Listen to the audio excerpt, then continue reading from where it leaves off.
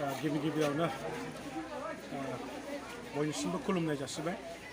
गिबियाव आं बुंनो नागिरदों दिनैनि बे हाबाफारियाव फैनानै आं खोब गावखौनो खाफाल गोनां होननानै आं बुंनो नागिरदों।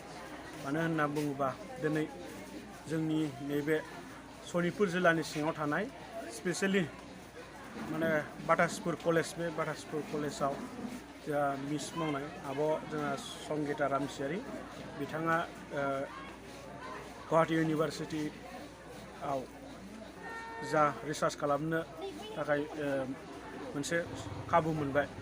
बिनि थाखाय आं सनितपुर जिल्लानि दुलाराय बर' फरायसा आफादनि जानानै आङो बिथांखौ कंग्रेसुलेसन होदों। आं हामलायनाय जासिदों, बरायनाय जासिदों आरो बिथांनि जा रिसार्च खालामनो नागिरनाय बियो जाफुंसार जाथों होननानै आं आफा आनान गसाइनि खाथियाव आर'ज गाबदों। दा दिनै आं बे प्रग्रामाव फैनानै बिथांखौ आङो रायलायनो मोननानै, बिथांजों रायलायनो मोननानै आं जोबोद गोजोननाय मोनदों। लोगोसे फरायसा बिथांमोनजों सावरायदों आरो बेयाव कलेज सामलायगिरि बिथांजों सावरायनो मोननानै आरो बे सावरायनो थाखाय आंनो जे खाबु होदों बिनि थाखाय आं बिथांमोनखौ बयनिसिमबो साबायखर बावदों।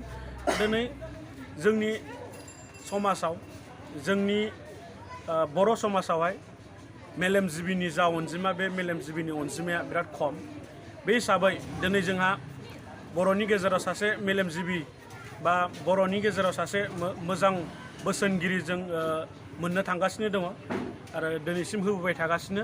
थ' बिनि थाखाय आङो गासैनिसिमबो बेखौनो फोरमायनो नागिरदों, सोलोंथाइ लानाया जिउआव दान्दिसेल' नङा, बेयो थैजासिम। बिनिखायनो आं साफ्रोम फरायसा बिथांमोनखौ जोंहा संगिता रामसियारि मिस बायदि सासे रिसार्च स्कलार बा सासे मोजां रिसार्च खालामग्रा बेबायदि जों मोननो हादों आरो बिथांमोननो जों बिदिन्थि होनानै बेखौनो बुंनो नागिरदों जे गासै फरायसा बिथांमोनहा जिउआव गाव गावनि माखासे फरायनाय आयदाखौ जाहाथे गोजौ लेभेलसिम लांनानै बर' हारियाव माखासे जोंनि थाखाय मोजां फिथाइ थाहोगोन बा मोजां बोसोन होफैफिनगोन जोंनि गेजेराव, बेखौ आसा खालामनानै दिनै आङो बे हाबाफारियाव फैदों।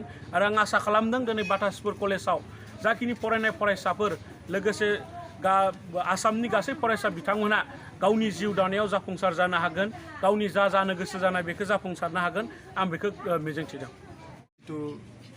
बे हाबाफारिया खोब मोनसे रंजाथावना हाबाफारिमोन आरो दिनैनि हाबाफारिया बिखेखयै कंग्रेसुलेसन, फेलिसिटेसन एबा एप्रिसिएसन होनायनि मोनसे हाबाफारिमोन। आरो बे हाबाफारिखौ बाटासपुर जौमा फरायसालिमाया देग्लाय बोसोराव जोंनि स्टाफनिफ्राय, फोरोंगिरि स्टाफनिफ्राय सानै बिजाथिया PhD मोननो हादों।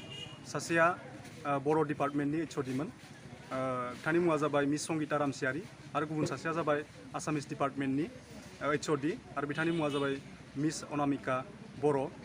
बिथाङा आसामिस डिपार्टमेन्टआव बेबायदि PhD मोननो हादों आरो संगिता रामसियारि बिथाङा बर' डिपार्टमेन्टआव बेबायदि PhD मोननो हादों। स' जोङो बेनिखायनो खोब गोजोननाय मोन्दों आरो खोब रंजानाय मोन्दों। बेयो जोंनि थाखाय मोनसे थुलुंगा आरो जोंनि थाखायल' नङा, जोंनि फरायसुला फरायसुलि बिथांमोननि थाखायबो बेयो मोनसे बिदिन्थि एबा थुलुंगा। स' बेनिखायनो दिनैनि जिथु हाबाफारि, बे हाबाफारिखौ जोंनि बाटासपुर जौमा फरायसालिमाया बिखेखयै फरायसुला फरायसुलि बिथांमोना जेन थुलुंगा मोननो हायो आरो जोंनि गेजेराव थानाय जिथु स्टाफ बिथांमोनाबो जेन थुलुंगा मोननो हायो, बेनि थाखायनो बे हाबाफारिखौ लानाय जादोंमोन। आङो कलेजनि जानानै बिथांमोननिसिम कंग्रेसुलेसन जासिहरो आरो फैबाय थानाय दिनाव बिथांमोना जेन गावबा गावनि केरियार दानायाव जाफुंसार जानो हायो, बेखौ आं इसोरनियाव आर'ज गाबहरो। आरो लोगोसेनो आङो बेखौ बुंगोन, बिथांमोना जोंनि बाटासपुर जौमा फरायसालिमायाव जेब्लानिफ्रायनो जोङो बिथांमोनखौ फोरोंगिरि हिसाबै मोननो हादों, बै समनिफ्रायनो बिथांमोना गोबां बिहोमा बेबायदि कलेजाव होबोदों। फरायसुला फरायसुलि बिथांमोनखौबो बिथांमोना खोब बेबायदि गावनि डिउटिखौ बिथांमोना मावनानै बिथांमोनखौ फोरोंथाइ लाहोनायाव गोबां मदद होदों। आरो लोगोसे कलेजनि माखासे जिथु क्लारिकेल खामानिफोर एबा अफिसियेल खामानिफोर, बेफोरबायदि खामानिफोरखौ जाफुंहोनायाव बिथांमोना खोब बेबायदि खस्थ' खालामदोंमोन। आरो दिनै बेनिखायनो बिथांमोना बेबायदि मोनसे जिथु एचिभमेन्ट होननानै बुंनांगोन जोङो, दासिमहालागै जाफुंथ'वाखैबाबो जोङो बेखौ एचिभमेन्ट होननानै बुंनांगोन। बिथांमोना दिनै मोननो हादों, बेनिखायनो खोब जोङो रंजानायखौ मोन्दों। मानोना बिथांमोना गोबां खस्थ' खालामदोंमोनब्लाबो बिथांमोना दिनै गावसोरनि जिउनि जिथु केरियार दानाय, बे केरियार दानायाव माब्लाबाबो फेलें जायाखै। आं जोबथारनायाव बेखौनो बुंगोन, जोङो जुदि नाजायोब्ला, गोब्राब खामानि मावोब्ला जाफुंसारनाय एबा जिथु डेस्टिनेसन जों बेखौ मोनफुंनो हायो।